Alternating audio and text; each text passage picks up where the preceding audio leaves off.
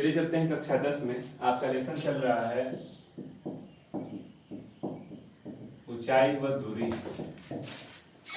अगला क्वेश्चन आपको दिया गया है, एक मीनार के आधार से जाती हुई एक रेखा पर दूरियां ए व बी स्थित हैं। दो बिंदुओं से मीनार की चोटी का उन्नयन को एक दूसरे के कोटि पूरक है। कह रहा है कि मान लीजिए कि यह एक मीनार है। क्वेश्चन में दिया गया है कि यह एक मीनार है, दो दूरियां हैं ए व बी।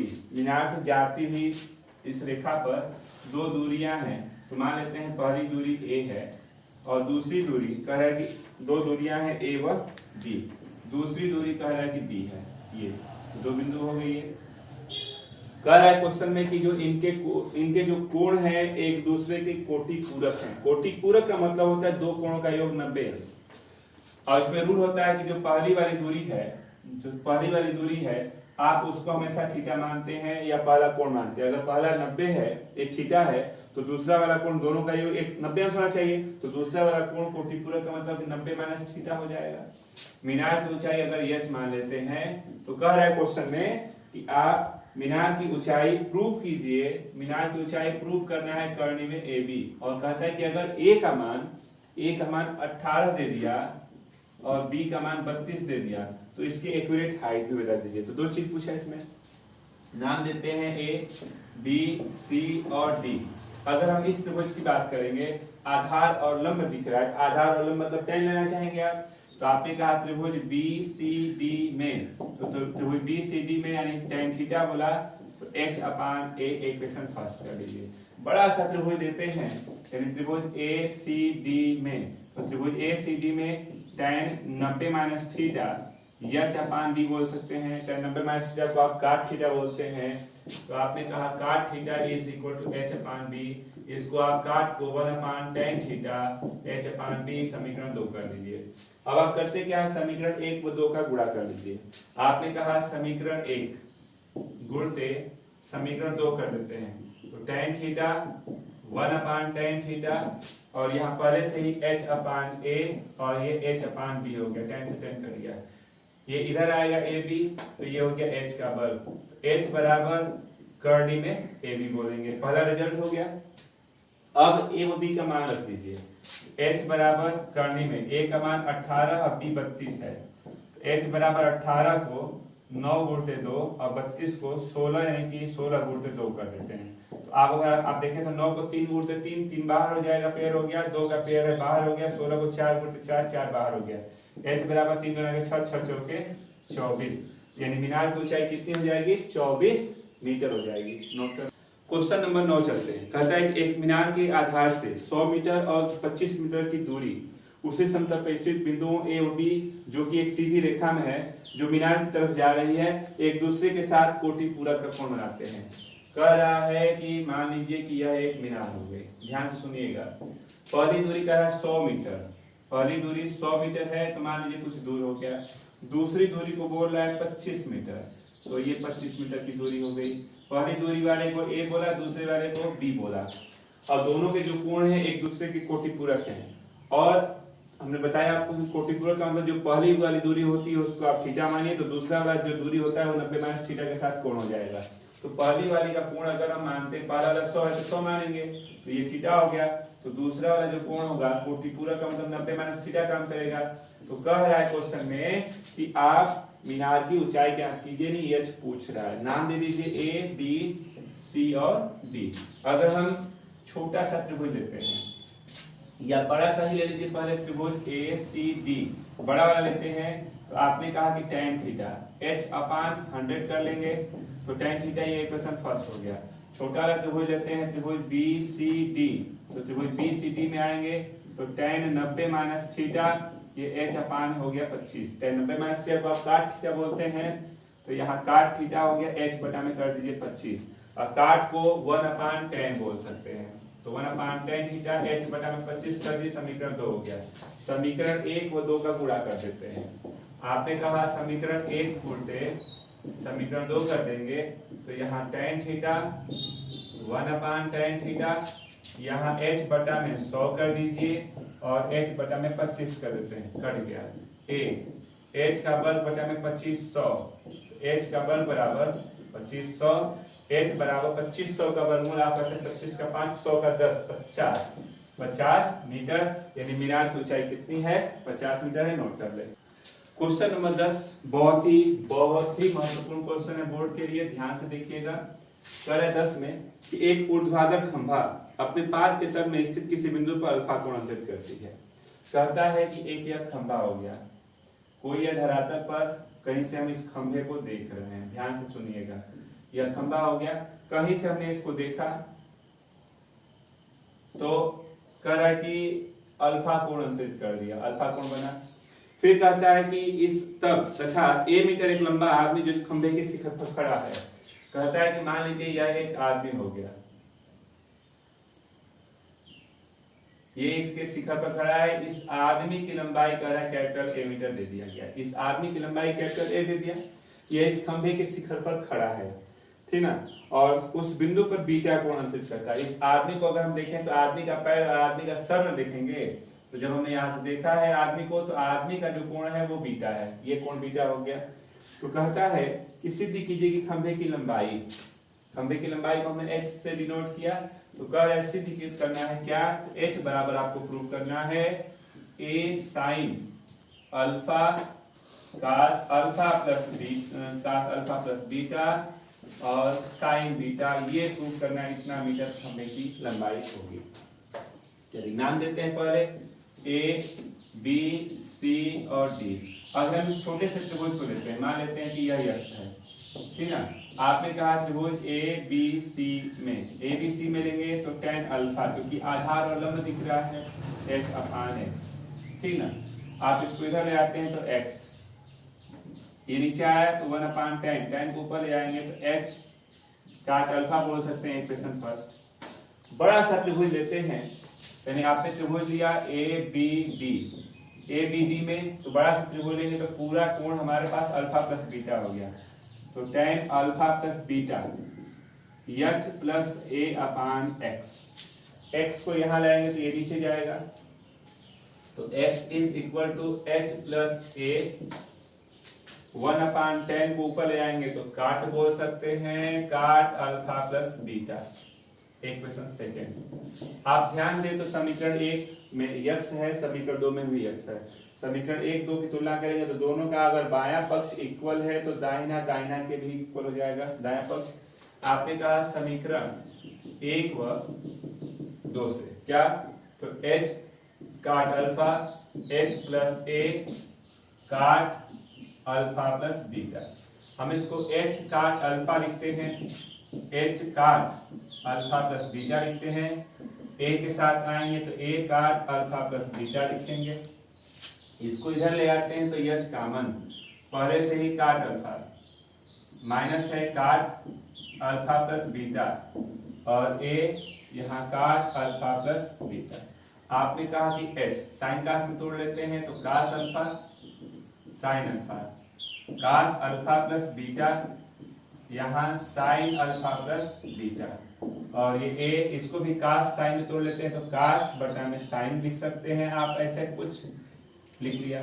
अब आप इसका लघुत्तम ले लीजिए तो h क्या होगा, तो लघुत्तम हो गया साइन अल्फा प्लस बीटा, लघुत्तम ले लिया। अब अगर हम लघुत्तम जब ले लेते हैं इतना, तो आपने इसको व्यवस्थित किया तो ये यहाँ जाएगा, तो यहाँ sine alpha plus beta cos alpha हो गया, cos alpha plus beta sine alpha. यहाँ पहले से ही a cos alpha plus beta और साइन अल्फा प्लस बीटा है, तो sine alpha plus beta cut गया h, sine a cos b minus cos a sine b, sine a minus b होता है फार्मूला, तो साइन a माइनस b कर लीजिए, और यहाँ साइन अल्फा है और a ये कास अल्फा प्लस बीटा, ये अल्फा अल्फा कट गया, तो h बराबर ये ऊपर जाएगा a sine alpha cos alpha plus beta, ये नीचे आया तो साइन बीटा बच गया, तो नीचे आ गया तो आप यहाँ साइन बीटा बोल सकते हैं। तो ये आपका रिजल्ट है जो प्रूव करना था। नंबर 11 की बात किया जाए तो 11 में दिया गया कि एक व्यक्ति नदी के किनारे खड़े होकर देखता है कि नदी के दूसरे किनारे पर एक पेड़ के शीर्ष का उन्नयन कोण 60 अंश है। कहता है एक यह पेड़ हो गया, मान लीजिए, मान लेते हैं कि यह एक पेड़ हो गया, यह नदी का दूसरा किनारा है। यहाँ से हम देखते हैं तो इसका उन्नयन कोण पेड़ को देखने पर कितना होता है, तो 60 अंश। जब किनारे से, ध्यान दीजिएगा, आपसे कहा क्वेश्चन में कि ये नदी के एक किनारा ये है, एक किनारा ये है, यहाँ मान लेते हैं क्या है, तो मान लिया कि यह एक पेड़ है, ठीक, और ये दूसरा किनारा है। जब हम इस दूसरे किनारे से इस पेड़ को देखते हैं, पेड़ को देखते हैं तो यह कोण कितना दिखा, तो कहा 60 अंश का किनारे से। फिर कहता है कि जब किनारे से 20 मीटर पीछे हटते हैं, यहाँ जहाँ आपने यहाँ से 20 मीटर पीछे हटिए, तो 20 मीटर पीछे हट के मान लीजिए कि हम यहाँ आ गए, 20 मीटर पीछे यहाँ आ गए। यहाँ से हमने जब उस पेड़ को देखा है तो अब वह कोण 60 न रह करके कह रहा है कि 30 अंश का कोण हो गया। कोई बात नहीं, तो कहता है कि पेड़ की ऊंचाई और नदी की चौड़ाई ज्ञात कीजिए। नदी की चौड़ाई, नदी मतलब ये है, तो चौड़ाई यक्स अगर मानते तो यक्स पूछ रहा है, और पेड़ को अगर हम यक्स माने तो यक्स पूछ रहा है। यक्स और यक्स बताना है, नाम दे दीजिए ए, बी, सी और डी। अगर हम इस छोटे से त्रिभुज को लेते हैं, ध्यान दीजिएगा, आपने लिया त्रिभुज बी सी डी में, तो हमको लंब और आधार दिख रहा है तो tan ही लेंगे। तो आपने कहा कि tan 60 का मतलब h/x, tan 60 का मान करने में 3 होता है, तो आप यक्स बराबर इधर लाएंगे तो h/करने में 3 समीकरण 1 कर सकते हैं। बड़ा सा त्रिभुज लेंगे, पूरा बड़ा वाला, तो tan आप ले लीजिए त्रिभुज का नाम, त्रिभुज ए सी डी में, तो त्रिभुज ए सी डी में तो tan 30 है, तो tan 30 बराबर लंब यानी h अपान आधार, तो 20 x कर दीजिए, ये हो गया 20 x। इसका मान 1 में करने में 3, ये हो गया 20 x। फिर ये गुणा करेंगे तो आपने कहा कि 20 x बराबर करने में 3h।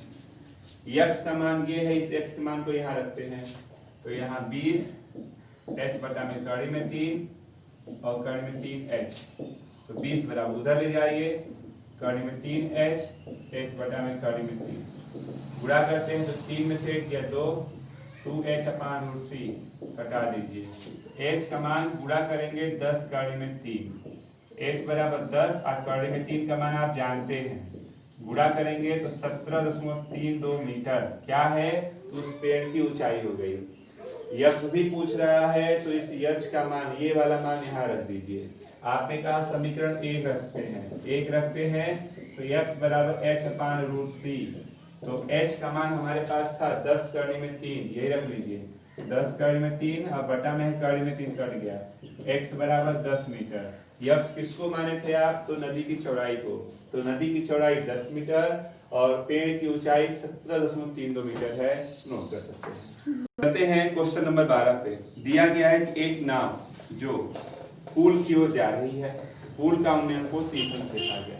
मान लीजिए कि यह पुल है, अब ये 3 डायमेंशनल है, पुल ऐसे होता है, हम ऐसे दिखा दे क्योंकि ऐसे दिखा नहीं पाएंगे, तो मान लीजिए कि यह पुल है, ये पुल की तरफ ये आपकी मान लीजिए ये नदी है, कोई नदी में ये नाव है, ये नाव हो गई। नाव जहां से आप शुरू किए चलना, यहाँ से हमने पुल को देखा है, तो पुल को देखा है तो कितने कोण पर देखा है, 30 अंश की। नाव के उसी चाल से चलने पर 4 मिनट के बाद, नाव यहाँ से चल रही है, 4 मिनट के बाद मान लीजिए यहाँ आ गई, तो 4 मिनट के बाद आ गई, यहाँ से देखा तो यह कोण कितना हो गया है, 60 अंश हो गया है। तो यहाँ से किनारे पहुंचने में कितना समय लगेगा ये पूछ रहा है। यहाँ से यहाँ चले हैं तो 4 मिनट का समय लगा है, तो पूछ रहा है कि यहाँ से यहाँ किनारे जाने में कितना लगेगा, ए, बी, सी और डी। अगर हम लोग बात करते हैं ध्यान से, तो हमने कहा, ध्यान दीजिएगा, इस त्रिभुज में अगर हम देखें तो इस त्रिभुज के लिए यह बहिष्कोण है, और बहिष्कोण सामने के 2 अंतःकोणों के योग के बराबर होता है। तो यह जो 60 है, सामने का जो त्रिभुज है, इसके सामने के 2 कोण, तो यह तो सामने कोण है नहीं, सामने में कोण हमारे पास यह और यह हो गया, इसको और इसको जोड़ते हैं तो यह 60 के बराबर होगा, तो यह वाला कोण कितना हो जाएगा, तो 60 में से इस कोण को घटाते हैं, यानी यह भी कोण हो गया 30 अंश। अब हमने कहा कि हमारे पास त्रिभुज दिखा ए बी डी, आप इस त्रिभुज की बात करते हैं तो इसमें हमको दिख रहा है कोण ए और कोण डी क्या है, बराबर है। तो एक छोटी सी त्रिभुज की प्रॉपर्टी होती है, अगर किसी भी त्रिभुज में अगर 2 कोण बराबर होते हैं तो उस कोण के सामने की भुजाएं भी बराबर होती हैं, तो इन कोण ए के सामने की भुजा ये है, कोण डी के सामने की भुजा ये है, तो कह सकते हैं कि अतः इसलिए क्या ए बी बराबर हमको बी डी मिला है। एक क्वेश्चन फर्स्ट कर लीजिए, बराबर कोणों के सामने, इस कोण के सामने की भुजा ये है, इस कोण के सामने की भुजा ये है, तो इनकी भुजाएं भी क्या हो गई, इस कोण की प्रॉपर्टी से बराबर हो गई। समीकरण 1 मान लिया। ये 60 अंश है, ये 90 अंश है, समकोण त्रिभुज चलता है, तो 90 और 60 150, तो यह तीसरा कोण कितना हो जाएगा 30 अंश, क्योंकि तीनों कोणों का योग 180 होता है। अब हम बात करें इस त्रिभुज में, देखिए हमको यह भुजा दिख रही है और यह भुजा दिख रही है, तो इस जिस भी कोण के सामने आते हैं उसके सामने वो लंब होता है कोण के सामने, तो इस कोण की बात करते हैं तो यह लंब होगा, ये कर्ण होगा, ये आधार बच गया। तो इस कोण पे आते हैं तो लंब और कर्ण का मतलब साइन, लंब और कर्ण का मतलब साइन। तो आप त्रिभुज का नाम देते हैं, त्रिभुज BCD में आते हैं, तो BCD में अगर 30 अंश लेते हैं तो 30 के सामने जिस भी कोण को लेते हैं उस कोण के सामने लंब होता है और 90 के सामने कर्ण होता है, और जो बच जाती है वो आधार मानी जाती है। तो 30 अंश के सामने ये भुजा है मतलब लंब, 90 के सामने कर्ण, और ये जो बच गई है वो क्या है, आधार का काम करेगी। तो इस 30 अंश को लेना चाहेंगे तो लंब और कर्ण का साइन। तो आपने कहा इस त्रिभुज में साइन कोण दिख रहा है 30, साइन 30 बराबर लंब, तो आपने कहा BC अपान BD, साइन 30 का मान 1/2 होता है, तो BC अपान BD। आपने कहा कि BC की वैल्यू कितनी दिख रही है, तो BD अपान 2, तो BC बराबर, आपने समीकरण 1 में देखा BD AB के बराबर है, तो BD की जगह पे AB लिख सकते हैं 1 की सहायता से, AB अपान 2।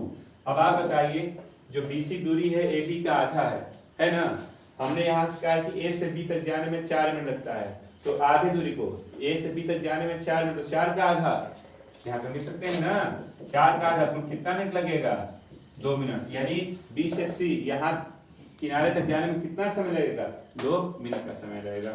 नोट कर ले। 13 नंबर की बात अगर हम लोग करते हैं तो कहता है, क्वेश्चन सुनिए ध्यान से, एक समतल जमीन पर खड़ी मीनार की छाया उस स्थिति में 40 मीटर अधिक हो जाती है जब सूर्य का उन्नयन कोण 60 अंश से घट के 30 अंश हो जाता है। कह रहा है कि एक मीनार है, मान लीजिए ये एक आपके पास मीनार है, ये जमीन है, 60 अंश और 30 अंश का मतलब दूर गया। कहता है कि 60 अंश पे छाया मतलब जो जमीन पड़ती है, यह जो छाया है ये वाली, और जो 30 अंश वाली छाया है, 60 अंश वाली छाया से 30 अंश वाली छाया कहता है 40 मीटर अधिक हो जाती है। तो 40 मीटर अधिक का मतलब यही दूरी ना अधिक है, ये हो गया। तो कहता है 60 अंश है और BD की छाया की लंबाई है, जबकि उसका उन्नयन कोण 30 अंश है। तो चलिए BD छाया है 30 अंश वाला, तो छाया BD का मतलब ये हो गया 30 अंश, मान लेते हैं इसको C और A मान लेते हैं। तो क्वेश्चन में कह रहा है कि मीनार की ऊंचाई आपको ज्ञात करनी है, ये आपको ऊंचाई H पूछ रहा है। ठीक है, कोशिश करते हैं। चलिए ये अननोन है तो मान लिया X, कुछ भी मान सकते हैं। आप छोटे से त्रिभुज की बात करते हैं, त्रिभुज CBA में तो लंब और आधार दिख रहा है, तो tan ले लीजिए, tan 60 H अपान X, कड़ी में 3 H अपान X, तो X बराबर H अपान √3 कर सकते हैं क्वेश्चन फर्स्ट। बड़ा सा त्रिभुज लेते हैं, तो बड़ा सा त्रिभुज मतलब DBA में, DBA में आते हैं तो पूरा कोण 30 दिखा, तो आपने कहा tan 30, लंब है H और आधार की जगह पे 40 धन X काम करेगा, तो 40 धन X हो गया, इसका मान 1/3 में 3, यहाँ 40 धन X हो गया। फिर ये गुणा करते हैं तो 40 धन X बराबर कड़ी में 3X, 40 धन X की जगह पे ये वाला मान रखिए H अपान √3H, 40 बराबर √3H, H अपान √3, तो 40 बराबर कड़ी में 3 3 में कम 3 में से 1 गया 2, यानी 2H अपान √3 कर देंगे, कट गया 20, H बराबर 20 कड़ी में 3। आप मान रखना चाहें तो 20 गुणते 1.732 भी रख सकते हैं। तो चलिए 0 बढ़ा दी, 2 से गुणा करते हैं, 4 6 14 1 2 1 3, 3 स्थान पे दशमलव, यानी H बराबर 34.64 मीटर क्या है, उस मीनार की ऊंचाई है। नोट कर। नेक्स्ट क्वेश्चन की बात किया जाए तो देखिए कह रहा है कि एक वृक्ष का ऊपरी भाग टूट करके भूमि से जा लगा, और भूमि से 45 अंश का कोण बनाता है। तो मान लीजिए कि यह हमारे पास क्या था, एक वृक्ष था। ध्यान से सुनिएगा, ये वृक्ष था, आंधी आ गई तो मान लीजिए कहीं से टूट करके ऐसे वृक्ष ऐसे जमीन से जा लगा, ये टूट के तो लग गया। अब कहता है लगने के बाद यह जो कोण बनाता है वृक्ष जो जमीन से टच होके, यह कोण 45 अंश का बन रहा है और 6 मीटर की दूरी पे जाकर गिर रहा है। उसके आधार से यहाँ से यह 6 मीटर दूर जाके टच हो रहा है जमीन से।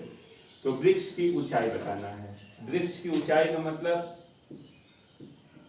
ये पूरा था ना, यही था ना, ये पूरा पूछ रहा था। हम मान लेते हैं ये पूरे को हमने यहाँ घुमा दिया है। अगर ये माने कि x मीटर की ऊंचाई से टूट रहा है तो ये इधर वाली जो दूरी होगी x में से x घटा देंगे, ये इधर काम करेगा। चलिए आते हैं। हमने कहा कि इस त्रिभुज में अगर हम बात करते हैं, त्रिभुज का नाम दे दीजिए ए बी सी। इस त्रिभुज में त्रिभुज ए बी सी में अगर हम कहें लंब आधार की बात करें तो tan यानी tan 45 x बटा में 6 x बटा में 6 तो x बराबर 6 मीटर बोल सकते हैं। ये हमारे पास 6 मीटर आ गया। अब बात करते हैं इसी त्रिभुज में अगर आधार और कर्ण की बात करें, आधार और कर्ण का मतलब काश, तो हमने कहा क्या काश 45 ले लीजिए तो 6 बटा में h ऋण x, काश 45 का मान 1 बटा में कर्ण में 2, 6 h ऋण x, x का मान 6 है, रख दीजिए यहाँ 6, गुणा करके तो 6 कर्ण में 2 h ऋण 6 इधर आएगा तो 6 धन 6 कर्ण में 2 h बराबर 6 कामन करके इतना मीटर बोल सकते हैं। या अगर एक्यूरेट हल करना चाहते हैं 1.414 होता है तो h बराबर 6 गुणते 2.414 6 से गुणा कर लीजिए तो 6 चौके 24, 2 हो गया 80 हो गया 8, 24 2 2 12 14 यानी यहाँ पे कितना h का मान 14.48 मीटर हो सकता है उस पूरे पेड़ की ऊंचाई। नोट कर। तो आज आपका 14 क्वेश्चन लग गया। अभी इसमें 1-2 और एग्जाम्पल हैं, कल उसको लगा करके हाइट डिस्टेंस की प्रश्नावली को शुरू किया जाएगा। तो आज के लिए बस इतना ही रहने दें।